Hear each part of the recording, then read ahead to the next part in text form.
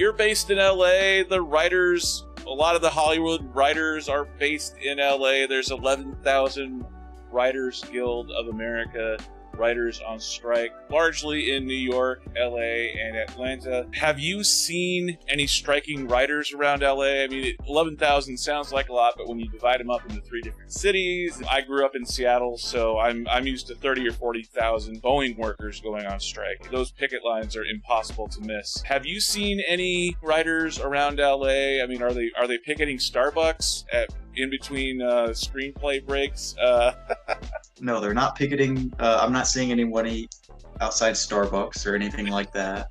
But I am maybe 10 or 15 minutes from some of the studios such as Universal and Paramount and stuff like that. And if you drive by there, you're going to see them all over the place picketing, which it's their right to do so. And that's where you'll see them. The more that you go closer to the studios, they're right out front of it. I don't see this going on as long as the 2008 writer's strike. That one went on for 3 months. Now, unfortunately, we're in week 3 of this. I don't see this going on past week 5. I think that everyone's going to come to their senses and say, you know what, these writers actually do deserve to make a fair amount, and maybe they do deserve health care. Like, I think that everyone's going to come to their senses sooner rather than later. I don't see this dragging on for a couple more months.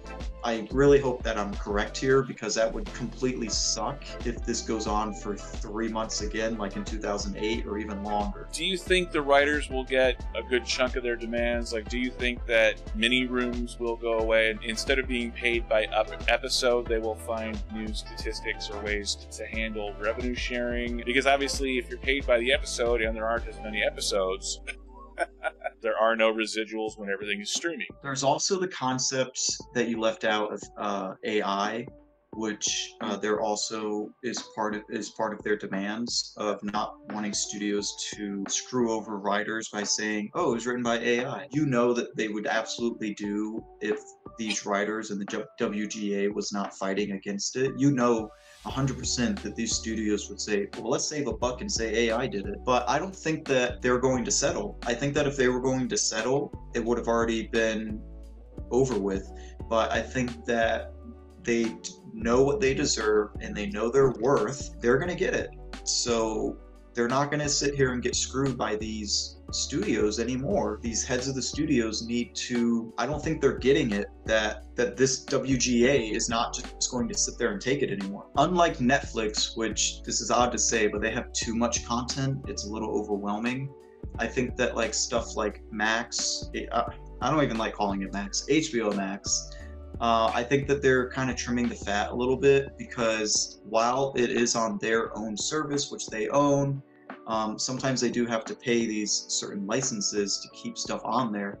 So why should they keep paying licensing fees and back-end fees or whatever for these shows that no one theoretically is watching, in comparison to stuff like The Last of Us, where maybe they can sell it to a smaller streamer, maybe like Crackle or Tubi or Roku, make some money and just kind of get rid of it, and then they have more space to be able to include these big budgeted shows and market them correctly, like stuff like Last of Us or House of the Dragon, like stuff like that. If it is costing HBO Max X dollars to have a program or a film just sitting there, then clearly the money is going somewhere to the producers or to whoever owns the film. So why not give the writers a share? They obviously wrote the darn thing in the first place. So culling of the herd to a certain extent. I think the writers should get their piece of the pie. How much longer do you think the writer's strike goes on? I'm gonna say everything gets cleared up within 3 weeks. And even then, that would bring it to like a month and a half, which is half the length